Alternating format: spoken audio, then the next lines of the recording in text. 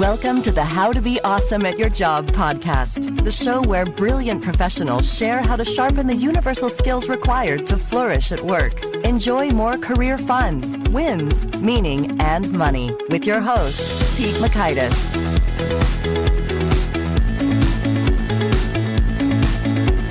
Hello, and thanks so much for joining us here for episode 268 with Derrick Levasseur. I think you really enjoyed this chat with Derrick because he has a different background than most. He was a cop, a detective working undercover, had some cool, exciting adventures, as well as a reality TV star. And he's bundled some of this wisdom together in his book called The Undercover Advantage. So you'll learn 1, how to identify 5 key profiles of people in the workplace. 2, how to motivate those different kinds of people differently. And 3, how to use silence to extract additional information. So if you'd like to check out the show notes or the transcript or the links to items that we've referenced, it's over at awesomeatyourjob.com/ep268. Now here's Derrick's story. Derrick Levasseur is an investigator, author, speaker, and TV personality with a demonstrated history of working in law enforcement and the entertainment industry. Derrick is a former undercover detective and the winner of his season of the TV series Big Brother, and he has even been called one of the best to have ever played the game. Derrick specializes in using and sharing undercover techniques in real-world applications. So thanks to Derrick for spending some time with us, and thanks to our sponsors. Check them out. One sponsor to check out is Harvard Business Review. This brilliant magazine, published at hbr.org, is the leading destination for smart management thinking. Fun fact, HBR has been mentioned in 108 episodes of the show. That's because HBR has great stuff that comes up often. They've got explainer videos, podcasts, real-world case studies, and much more. I think of HBR each night that I put on my special orange glasses. Their article, Will Blue Light Glasses Improve Your Sleep?, revealed that those who wore them reported better sleep and a 7% improvement in work performance as compared to those who wore the sham glasses. So I cite HBR anytime anyone tells me that I look silly wearing them. Now, much of HBR's content is available for free when you sign up at their site. Subscriptions that get you unlimited content cost $10 a month. If you visit hbr.org/subscriptions and enter the promo code AWESOME, you can save 10% off of that subscription. Again, to save 10% off of your HBR subscription, go to www.hbr.org/subscriptions and enter the promo code AWESOME. And big thanks to our sponsor, Acorns. Acorns makes it easy to start automatically saving and investing for your future. You don't need a lot of money or expertise to invest with Acorns. In fact, you can get started with just your spare change. Acorns recommends an expert-built portfolio that fits you and your money goals, then automatically invests your money for you. NerdWallet.com, whom I love on these sorts of matters, gives Acorns a whopping 4.7 stars and says, quote, if you want to make the most of your spare change, there's no better place to do that than Acorns. Head to acorns.com/awesome or download the Acorns app to start saving and investing for your future today. And we got a legal disclaimer here. It may not be representative of all clients. Tier 1 compensation provided. Compensation provides an incentive to positively promote Acorns. View important disclosures at acorns.com/awesome. Investing involves risk, including the loss of principal. Please consider your objectives, risk tolerance, and Acorns' fees before investing. Acorns Advisors LLC, Acorns, is an SEC-registered investment advisor. Brokerage services are provided to clients of Acorns by Acorns Securities LLC, member FINRA/SIPC. For more information, visit acorns.com. Here is Derrick. Derrick, thanks so much for joining us here on the How to Be Awesome at Your Job podcast. Thank you for having me, Pete. I appreciate it. Well, I think we're going to have a lot of fun chatting about some of your background and tips and tricks discovered along the way. But I wanted to start in the early days of you being a police officer.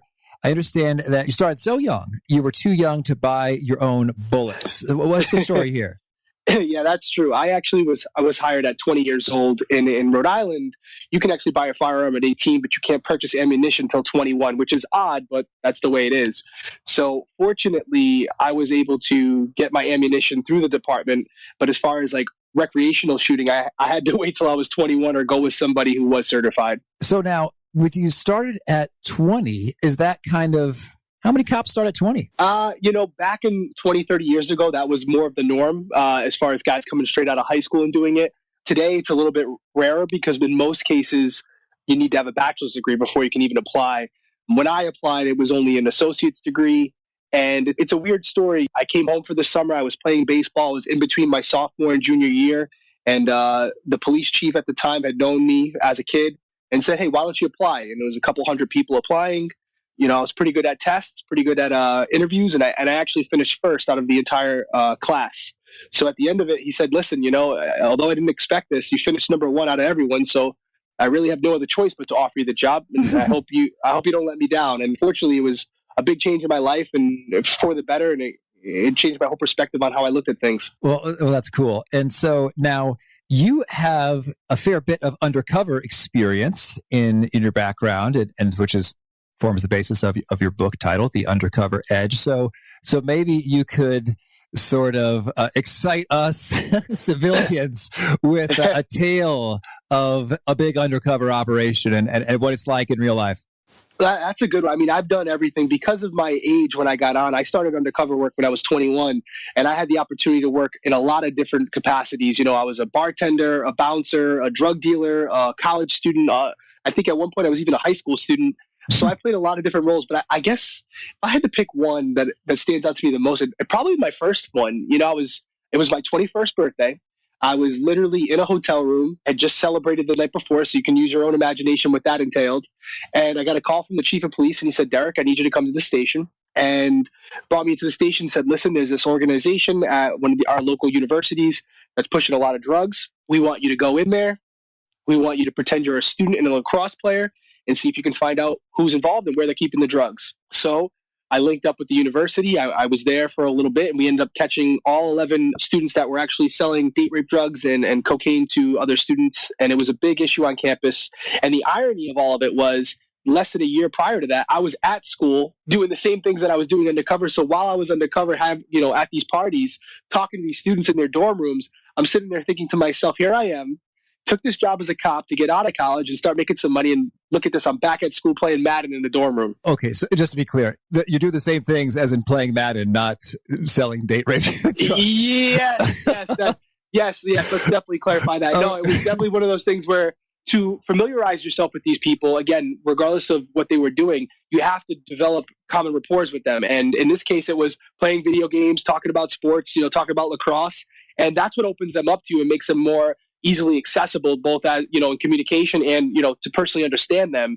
So yeah, I would find commonalities with them that were genuine between them and I, and use that to develop a stronger relationship, which ultimately led to me finding out what they were really up to, which was not only were they playing video games, but they were using video game consoles to hide their drugs. Whoa. Yeah. So what happened was, real quick story, to not go too on a tangent here, but I'm sitting there with the main guy as I track him down. And we're both sitting there playing games, and we had a couple drinks, and he looks at me and goes, you know why I'll never get caught? And I said, why? And he said, look at this. And what I noticed was he had a PlayStation and an Xbox, and he hollowed out the inside of the PlayStation and was storing the drugs inside of there. But I looked at him, and when he showed me this, I looked at him and I said, you're right, they'll never catch you.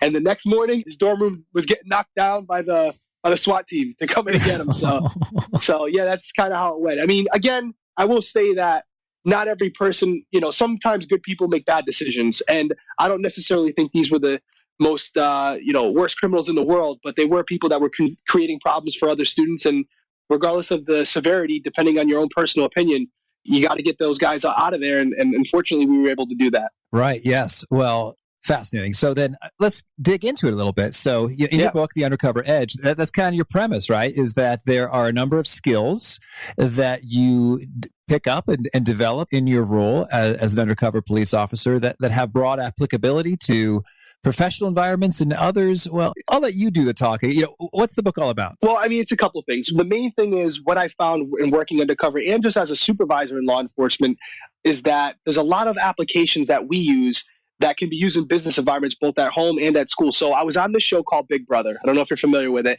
And it's kind of a social experiment. And I'm sure we'll dive into that a little bit deeper. But what I found was this approach that I was using in the game was something I was using in life. And it's based on observation, adaptation, and communication. So what I'm saying is that you could take the main skills and components of undercover work and use them in your everyday life, whether it's personally or professionally. And a lot of what we'll talk about in the book that they'll see is there's a few different points I'll hit on.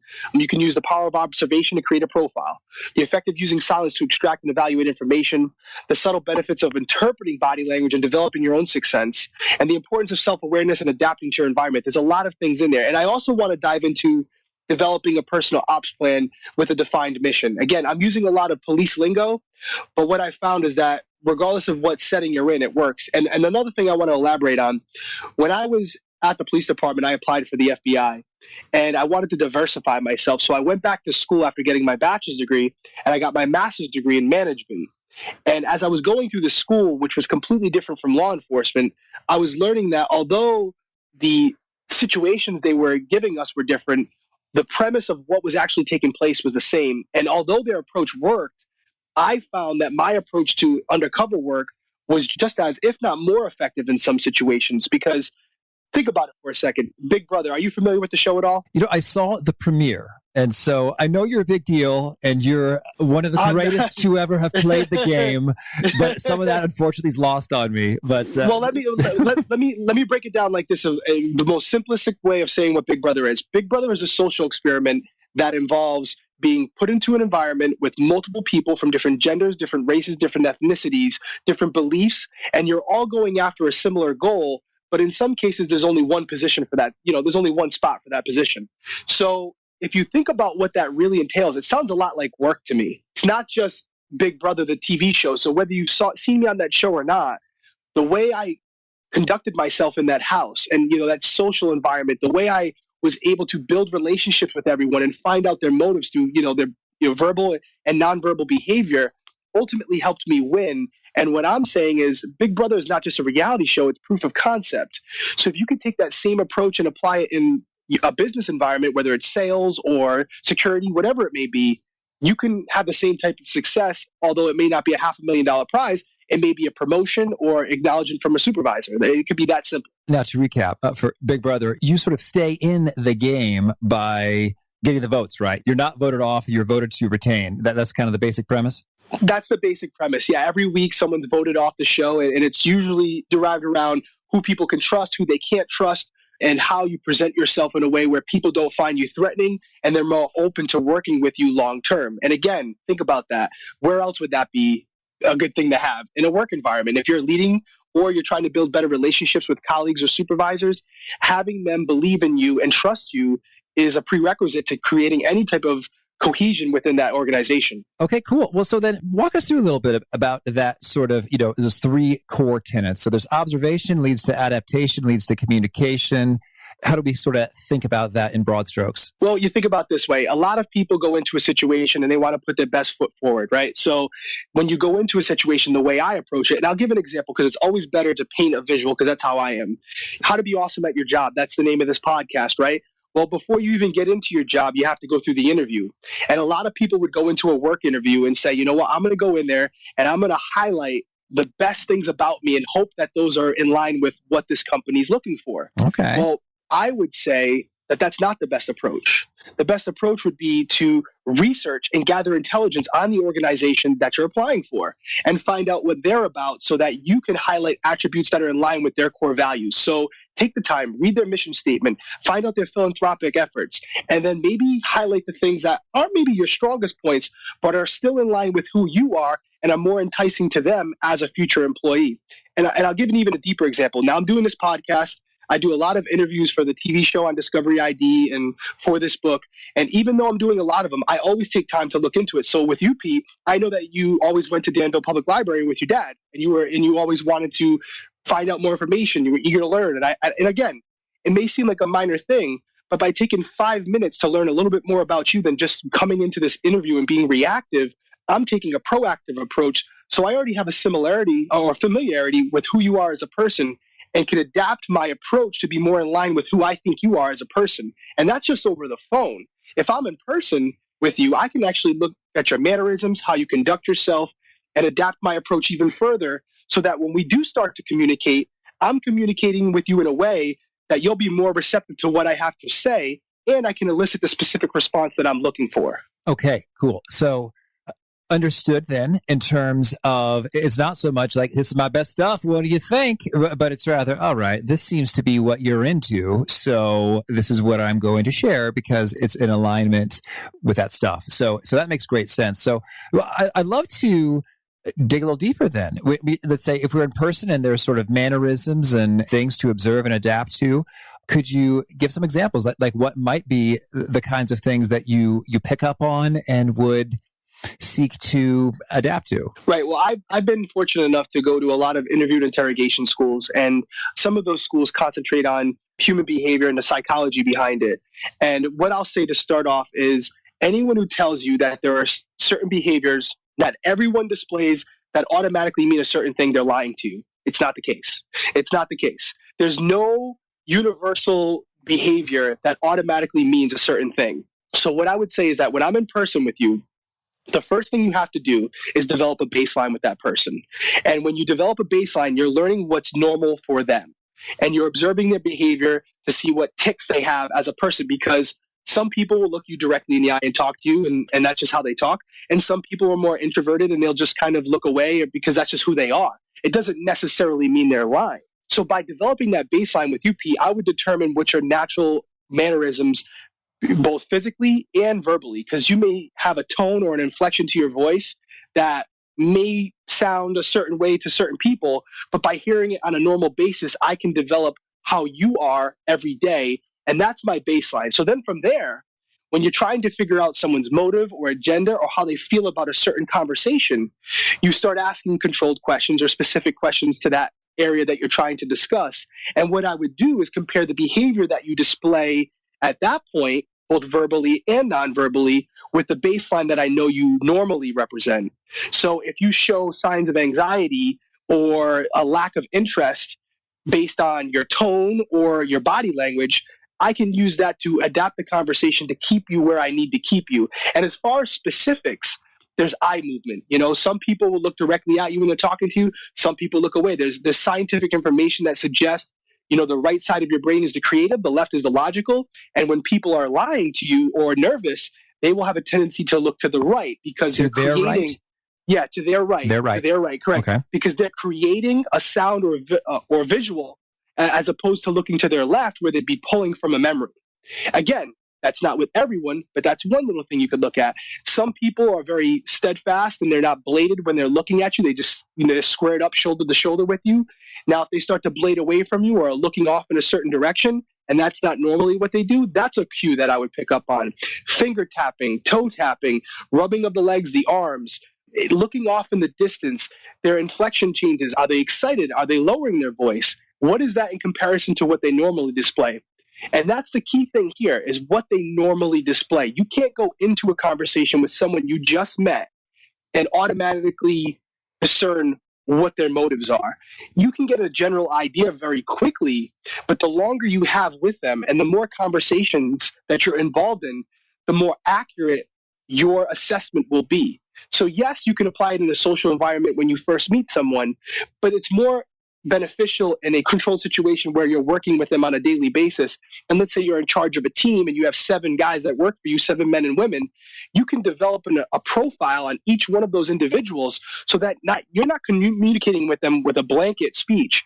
You're approaching them individually and finding out what approach is best for them as individuals so that whatever task or assignment you're delegating to them, they're more receptive to it and will hopefully produce more productivity. Okay, this is intriguing. And Derrick, it's funny, I'm going meta here. I'm wondering, are you doing this to me right now? Are you talking quickly because I talk quickly? No, I'm telling you, you know what it is? And I think it's in a lot of people like us that are like very driven. Like I was reading your description and you have a very impressive background. And I think when you're excited about something, this is my normal behavior. I'm always like, as I'm even talking to you right now, you can't see me, but I'm moving my hands. And that's just a natural motion for me that I always do. I actually got made fun of it for a little bit on the show because it's just something I always did. But the reason I'm talking so fast, and I try to slow myself down as I'm doing right now, is because as I get passionate about it, my brain is working faster than my voice can speak. So I want to make sure I hit you with all the things, because if I had it my way, we'd have a 4 or 5 hour conversation where I could break down the entirety of the book. And instead, I'm just trying to hit on the highlights and not make sure I miss anything, because I really do believe in this approach. I mean, if you think about it, I put my life on this approach in a lot of situations at work. So if I was willing to do that and I'm still here talking to you, then clearly I believe in it. And if it worked under those conditions, I definitely think it can work under lighter conditions, like working in the sales department, you know? Okay, I'm with you there. So it was funny. I was thinking, what would happen if I slowed it way down for Derrick? Would he adapt? I probably would. I probably would. And it is a subconscious thing for me now. I've been doing it for so many years. And it's funny that you say that, because people would point out on the show and even in interviews with Discovery Channel where my speaking and my behavior changes based on the person I'm in front of, as opposed to a suspect or a witness or a victim. You have to find a commonality there. And yes, it's in your behavior, both physically, because again, you don't want to be over the top if they're really relaxed, but also if they're an excited person that's really kind of ramped up all the time, you want to match that. So I do think there's some truth to what you're saying, even though we're joking around, where when you're trying to engage someone in a way that they're going to be receptive to it, you have to match their enthusiasm, whatever the level that may be. Okay, interesting. And so when you talk about building out a profile, could you share with us what are the core ingredients of that profile, and maybe an example of, hey, teammate A's profile consists of XYZ, whereas teammate B's profile looks totally different with JKL. Right. Well, let's break it down to even a more micro level instead of being so macro like a team. Like I talk about in the book, I actually break it down in one of the chapters called Turn Police Tactics into Corporate Strategies. And there's a couple different things I discuss in there. And then in another chapter, I talk about breaking down individuals within your organization. So let's talk about that for a second. Yeah, individuals. What I do as far as profiling individuals in a work environment is you have to gather intelligence on them. So in the book, I talk about your colleagues and I break them down into categories. You have enthusiasts and opportunists. Now, enthusiasts will display certain behaviors, and I talk about those behaviors. There's someone who is team-oriented. They're looking out for the benefits of the organization, not that's just themselves. They'll divulge information that they learned about the job so that you can benefit from it as well.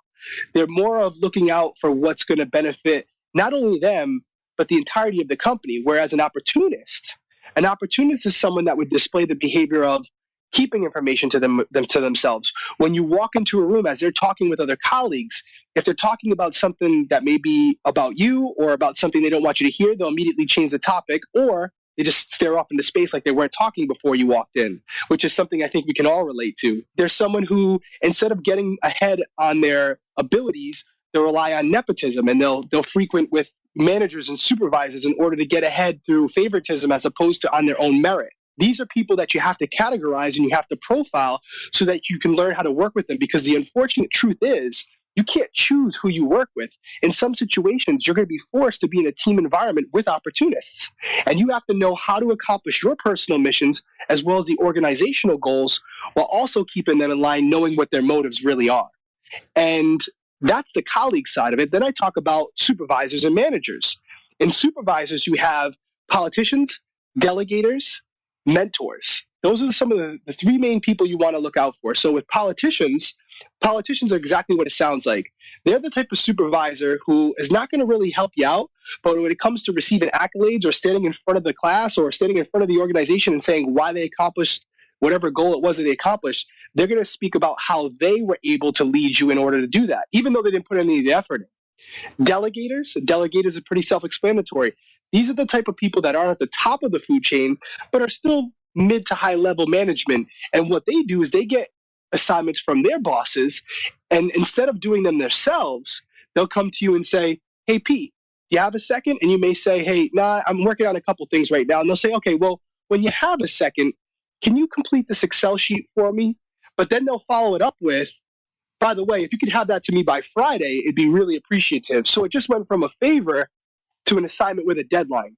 And as you start to read over whatever that assignment is they want you to do, what you'll find is it's something that they should be doing, not you.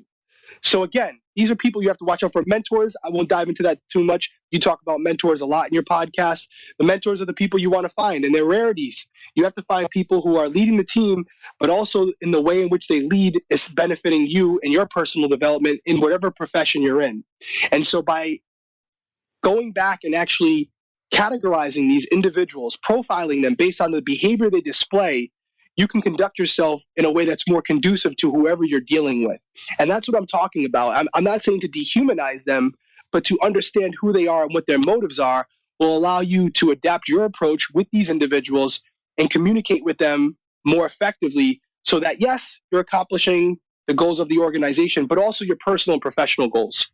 And, it's interesting as you sort of lay out these profiles, I guess I'm thinking about any number of tools or typologies like a Myers-Briggs or a StrengthsFinder. They sort of serve up additional sorts of profiles in that you are sort of able to match someone to something that's predefined. It's like, oh, this person seems to be an introvert versus an extrovert. This person seems to be a thinker versus a feeler. And so it's interesting because in some senses, I imagine that you'd find people that really neatly, clearly fit into it. Like, yep, there's a politician. Yep, there's a mentor.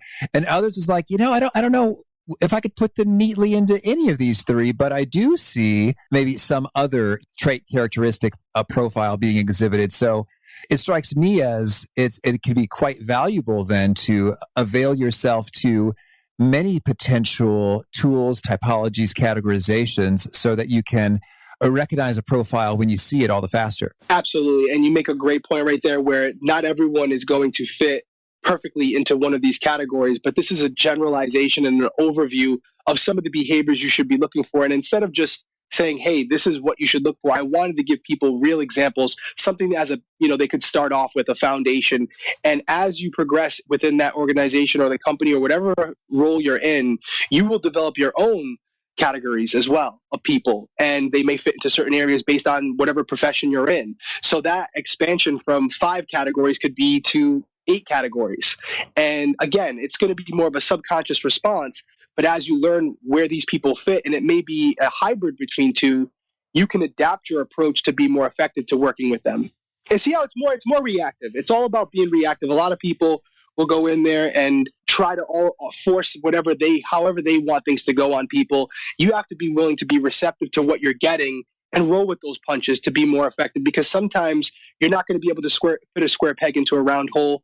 You have to go wherever the current's taking you. Okay, cool. So let's think through here. So we talked about doing some observation in terms of mannerisms and in terms of profile, and then some adaptation. And so I just want to make sure we kind of cover some of the ingredients of adaptation. So there is the style of gesturing. Mm-hmm. There is the sort of pace and pitch of voice. What are some other dimensions that we might be on the lookout for to try to do some matching and to build rapport? Well, what you just talked about right there is the verbal and physical cues that will help you develop a better means of communication, right? Right. But it can go deeper than that. So if you're in a position where you're in a position of power, you're fortunate to have people you're responsible for. When you're assigning tasks, if you learn about these colleagues as individuals, you will find that sometimes what motivates one person may not motivate the other. So for me, what it's about when I was a sergeant and I'm motivating my guys to do certain things, I have to motivate them in different ways. So for one person, if I know their main motivation is to be promoted and to, take on more responsibilities, I will frame whatever delegation or assignment I have for them in a way that tells them this could lead to this for you. You could be promoted or be seen in the eyes of supervisors as someone who would be good for this position. Now, I could have the same task for somebody else, but for them, what their motivation may be as something as simple as getting out of work a half hour early so they can catch their daughter's soccer game.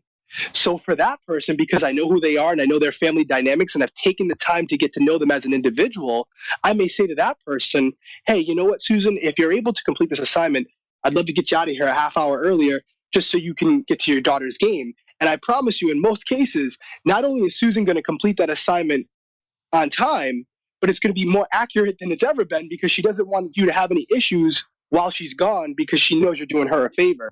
So what I'm suggesting is going deeper than just the physical cues you see, both verbally and behaviorally. Take the time to get to know the person as an individual, what their dynamic is outside the workplace, because it'll give you a better understanding of what's going on in their personal life and may explain some of the behaviors that they're displaying at work. And you can use that to your advantage. Okay, cool. Thank you. And now, you also got a piece about silence and how that could be a valuable tool when it comes to acquiring and assessing information. How should we think about that? Silence is something that I see as a real asset in group conflict. When you're in a situation where you're speaking with someone and you're trying to get to the bottom of the issue, a lot of times you'll ask a question, and as soon as they answer you, you'll respond with an acknowledgement. And what you're doing is creating an environment where they believe whatever their answer was sufficient by cutting them off. And what I'm suggesting, and what I've done in multiple interrogations, is instead of responding right after they finish their first sentence, take a momentary pause. And that may seem a little awkward at first, but what I found is that by not immediately responding, what you're doing is creating a psychological awkwardness. We're wired as humans to create dialogue for one person to speak while the other person's listening. So when they say something and you don't immediately respond, in some cases, they'll feel the need to fill that void. And sometimes you'll hear information following that awkward silence that is the most pertinent information of the entire conversation. So by taking that second, that extra breath to let them get their full thought out, you may find out something about their current situation or about the conflict between two employees that you can use to better solve the issue just by taking a second. You know, it's interesting with silence. I think a lot of times the awkwardness, it's like the other party is inferring that you are displeased with what you just heard. Like you find it to be inadequate, insufficient, not good enough. And so it's like, can you give me some examples of what are some of the things you've heard after a silence in a professional context that are really telling? I guess as I imagine it in my mind's eye, I just sort of see people just sort of like really kind of apologizing or sort of sharing something that's a real concern to them. Like, for example, you ask a question like, yeah, oh, hey, what's going on with our top customers? And they say, oh, well, you know, they made 3 orders last week. And then there's just silence. And then it's almost like they're just going to say some more like, but I could follow up with these customers as well.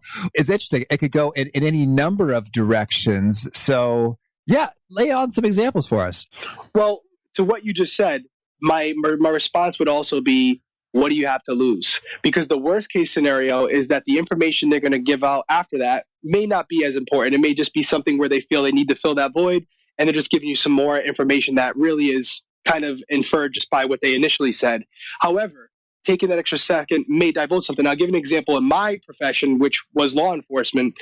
A lot of times in the city where I worked, it's not really something, it's frowned upon to talk to police, right? So you don't want to be a snitch, right? So a lot of times when I'd speak with witnesses, you know, if there was a shooting that just happened, I'd pull a witness aside and say, hey, listen, you know, my man, did you see anything?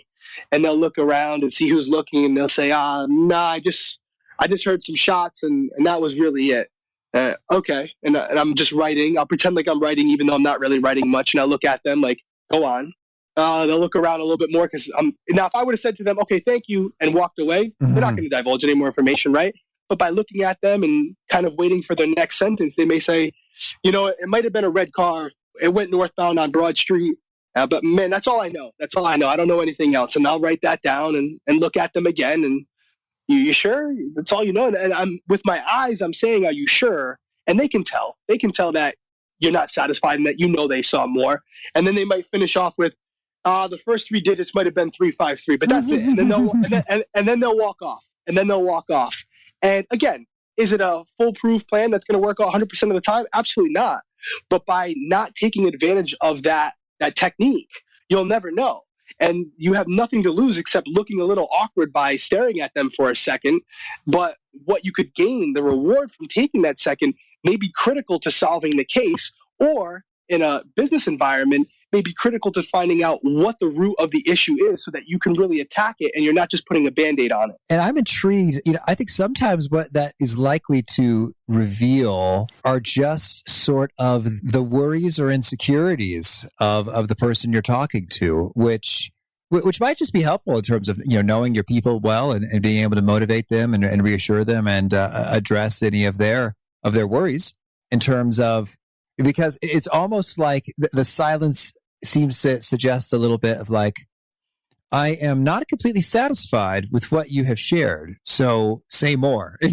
and so that more could take any number of directions or flavors, which are interesting. So thank you. I guess we'll see what we'll see when you do it. Yeah, absolutely. And again, I say it a lot. It's not always going to be a home run, but in some cases, I think people will be surprised what they hear. And again, you hit on it right there, knowing your people, right? How can you know your people if you're not willing to listen to them? And sometimes that goes beyond the work environment, because their productivity at work may not just be solely predicated on what's going on in the workplace. It may stem outside of those walls. Certainly, yeah.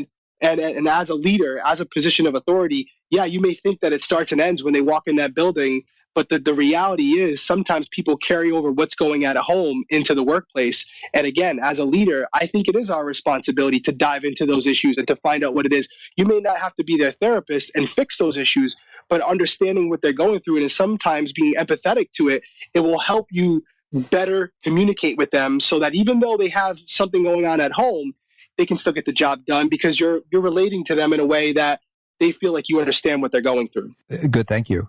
Well, so now, any quick tips when it comes to developing that intuition or sixth sense? Yeah, I say it a lot. There is an innate ability to it. Growing up in the environment that I grew up in, it was one of those things where I had to use my words a lot to get me out of sticky situations. And that was something that really got detailed as I got into law enforcement. And I was fortunate enough to attend these advanced schools as far as, human behavior and the psychology behind interviews and interrogations. But what I will say is one of the main things that you can take away and start off today is just being a more attentive listener. Going into a situation, how many times have you seen a person shake hands with someone they just met? They start to hit it off. They're talking about the details involving their lives or what they do for a living. And then as they're finishing up the conversation, the person will say, "And what's your name again?" And for me, that's unacceptable. That's unacceptable because if you're in a situation where you're truly listening to what they have to say, instead of thinking about what you're going to say next or how you're being represented based on your posture and your handshake, then you all have already known their name. You won't need to ask it again. But when you go into the conversation more concerned about what you're going to say and how you're going to look, you're missing out on details. So as a person, think about the situation. When you go into a room, really take in what's around you before responding. Look at the environment, look at the people you're with, and whatever position you're in, whether you're an entry-level employee, you're a manager of a company, digest the people that you're dealing with before responding, because you can save yourself a lot of aggravation by taking an extra second to think about who you're dealing with and then how to attack the situation, as opposed to attacking it and then making audibles as you're going through it. Well, now can you share with us a favorite quote, something you find inspiring?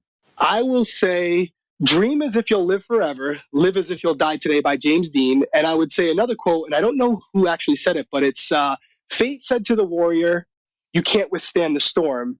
And the warrior whispered back, I am the storm." I just like that quote. Oh, that's good. Thank you. And how about a favorite study or experiment or a piece of research? Well, obviously, true crime and any type of history involving our judicial system is something I really like. And I do like psychology and human behavior. It's something I've kind of focused on, whether it was intentful or not. It just kind of became my thing. So yeah, I would say definitely old judicial cases involving different, unsolved crimes and also human psychology. All right. And how about a favorite book? I have a few. I'll give really one good one that you might even already know. It's called "It's Your Ship" by Michael Abrashoff, Captain Michael D. Abrashoff. And it's about taking the best management techniques in the Navy and using them in business applications. All right. And how about a favorite habit? I'll tell you one habit that I've been getting into, that, and it's weird, but it's kind of my thing, is I've been traveling a lot. The last year, I've been traveling a lot, speaking to different groups and organizations, and for the show, filming at different locations. One thing I always do is set up my hotel room, as if it was an apartment, because I'm usually there for 7 to 10 days, and a lot of people live out of their luggage. But I try to make myself as comfortable as possible, and I think it almost makes me more relaxed and allows me to sleep better because I feel like it's my home. And it's tough to do in a hotel room, but it has worked for me. And I'm sure you're someone who travels a lot as well. I always try to make myself as comfortable as possible because it makes me more relaxed and more effective in whatever I'm trying to do. All right. And is there a particular nugget that you share with folks that really seems to connect and resonate with them? They end up quoting yourself back to you? For me, I always talk about the back half of the book. I divulge a lot of personal stories, and not all of them are good. As a police officer, I was involved in a shooting where I fatally shot someone who was trying to kill me. And it really messed me up for a while. And the reason I tell that story to everyone is because not everything has gone perfectly for me. As with most people, there are going to be times where you trip and fall and you fail. And it may be your fault or somebody else's, or it may be just an adversity that you just have to go through in order to grow. And what I always tell people is don't fear failure. Don't fear it, because failure is where the lessons are. It's where you learn what you're really capable of now and where you want to be. And it ultimately helps you evolve. And through that evolution, you become more self-aware, which creates confidence. And that's the same confidence you can use to observe the people around you, adapt to the situation, and communicate with them in a way that's receptive to what what you want to say. Oh, thank you. And Derrick, if folks want to learn more or get in touch, where would you point them? Well, my social media, Derrick L for Twitter. My Instagram is Derrick Levasseur, Levasseur. And you can go to my website, officialderrick.com. I just finished the book tour last week, but you can go there and see some of the places I went, some of the conversations we had. And if you're interested in the book, you can buy it anywhere. It's called The Undercover Edge.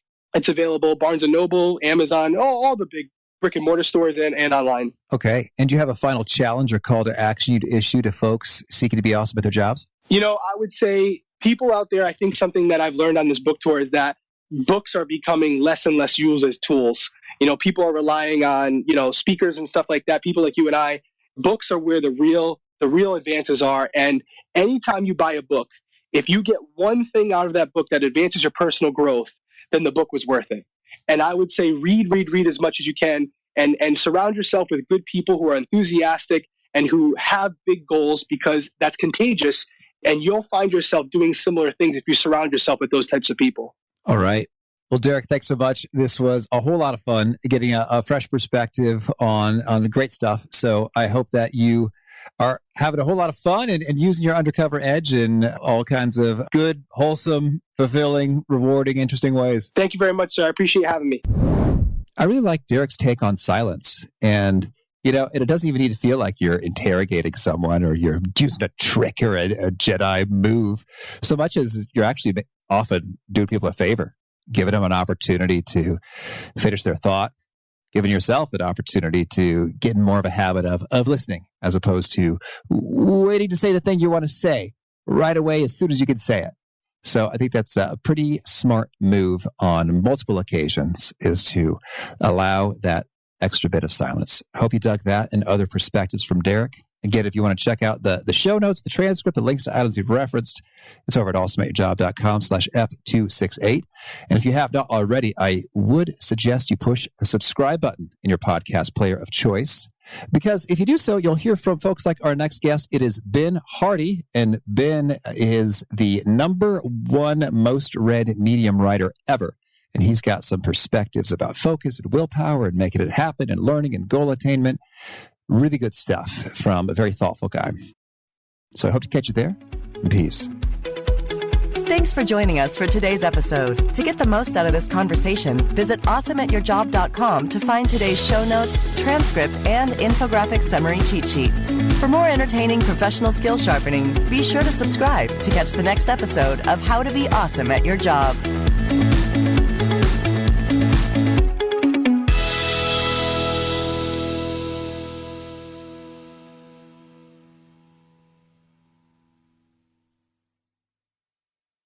One, 2, 3, 4.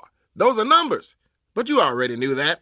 If you want to know what number you're going to pay each month for your car, use Kelley Blue Book My Wallet on AutoTrader. They're really good at numbers. AutoTrader.